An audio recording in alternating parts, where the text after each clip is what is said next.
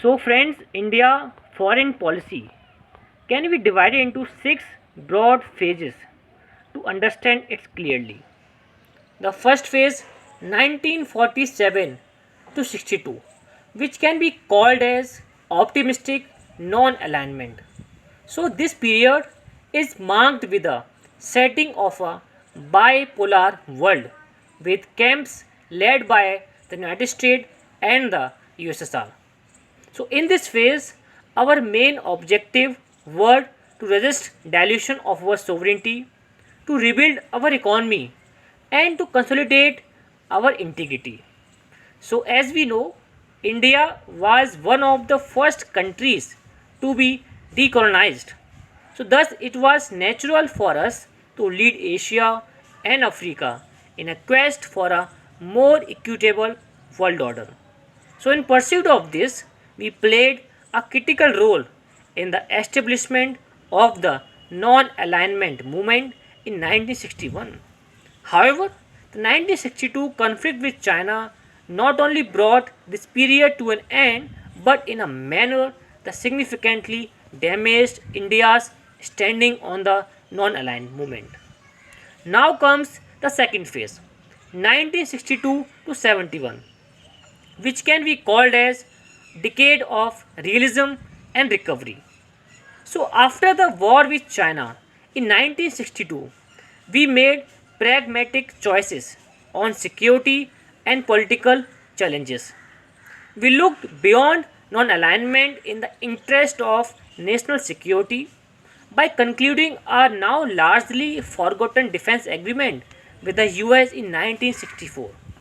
However, we also faced external pressures on Kashmir from US and UK.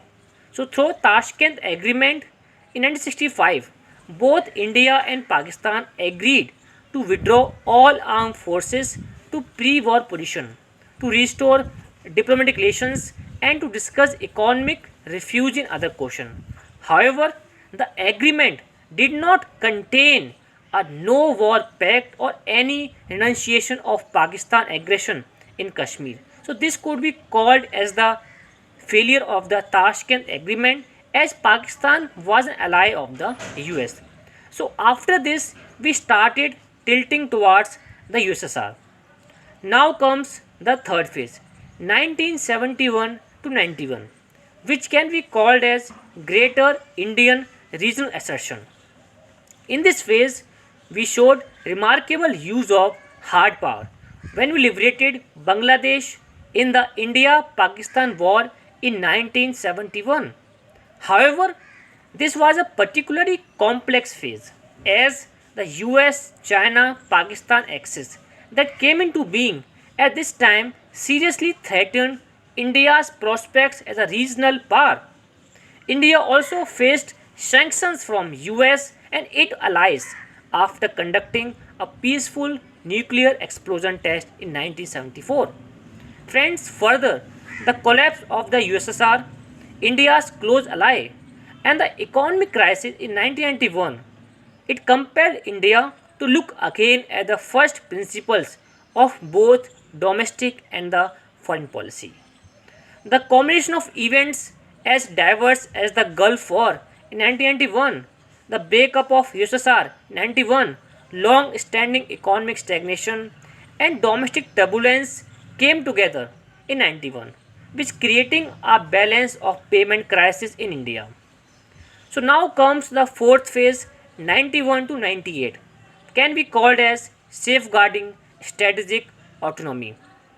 So after 91, we have seen the emergence of a unipolar world led by the USA, which encouraged India to change its approach to world affairs.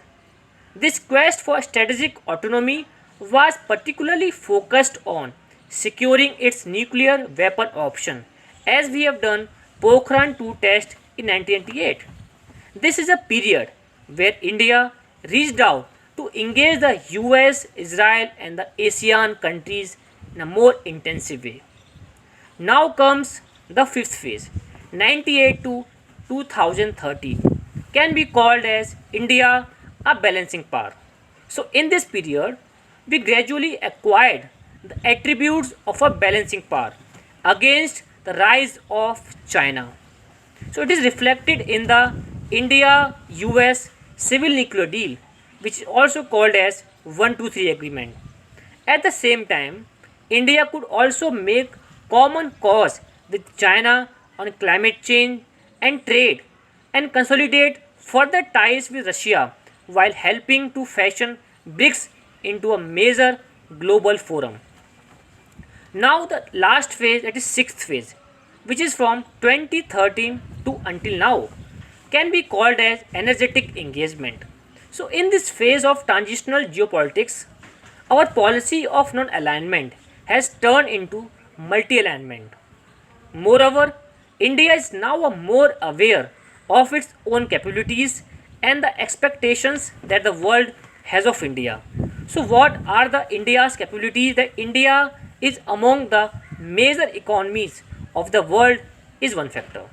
Next, the relevance of India's talent in creating and sustaining global technology is also likely to grow in the time.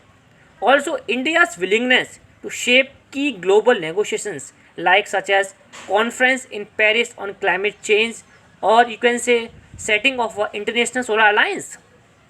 Also, India has been able to assert itself beyond South Asia through its approach towards the Indian Ocean region by doing a Saga initiative, which is also called as security and growth for all in the region, and the extended neighborhood policy of Act East policy and the Think West policy. So, friends, this is broadly the six phases of India's foreign policy. As now we are facing more challenges after the end of COVID 19, the world is becoming more protectionist. Also, we are seeing the threat of China in the world. So, we will see a new phase comes after the COVID-19 crisis. So, this is about the six phases of the India's foreign policy. I hope you liked it and thank you for watching it.